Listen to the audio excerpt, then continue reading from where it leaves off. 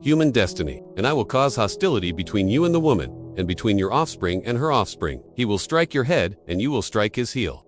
Then he said to the woman, I will sharpen the pain of your pregnancy, and in pain you will give birth. And you will desire to control your husband, but he will rule over you. And to the man he said, Since you listened to your wife, and ate from the tree whose fruit I commanded you not to eat, the ground is cursed because of you. All your life you will struggle to scratch a living from it.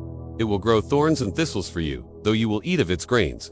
By the sweat of your brow will you have food to eat until you return to the ground from which you were made. For you were made from dust, and to dust you will return. Then the man, Adam, named his wife Eve, because she would be the mother of all who live. And the Lord God made clothing from animal skins for Adam and his wife.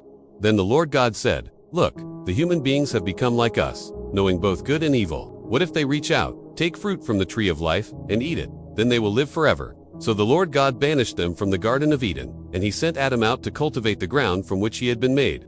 After sending them out, the Lord God stationed mighty cherubim to the east of the Garden of Eden, and he placed a flaming sword that flashed back and forth to guard the way to the tree of life. Genesis 3 verses 15 to 24. As a result of the fall, what happened to Adam and Eve? While God's judgment of the serpent is explicitly identified as a curse, Genesis 3 verse 14, God's judgment of the woman and of the man is not. The only time where the word curse is used again, it applies only to the ground. Genesis 3 verse 17. That is, God had other plans for the man and the woman, as opposed to the serpent. They were offered a hope, not offered to him. Because the woman's sin is due to her association with the serpent. The verse describing God's judgment of the woman was related to the judgment of the serpent. Not only does Genesis 3 verse 16 immediately follow Genesis 3 verse 15, but the parallels between the two prophecies clearly indicate that the prophecy concerning the woman in Genesis 3 verse 16 has to be read in connection to the messianic prophecy in Genesis 3:15. God's judgment of the woman, including childbearing, should therefore be understood in the positive perspective of salvation. Compare with 1 Timothy 2 verses 14 and 15. Because the man's sin is due to his listening to the woman, instead of listening to God. The ground from which man has been taken is cursed.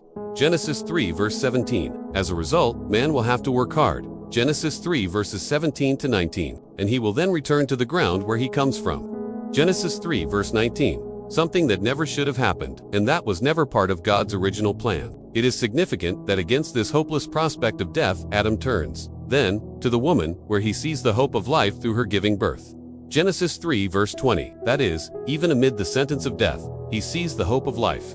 Meanwhile, as with any loving parent, God had wanted only good for them, not evil. But now that they knew evil, God was going to do all that he could to save them from it. Thus, even amid these judgments, all hope was not lost for our first parents, despite their open and blatant disobedience to God.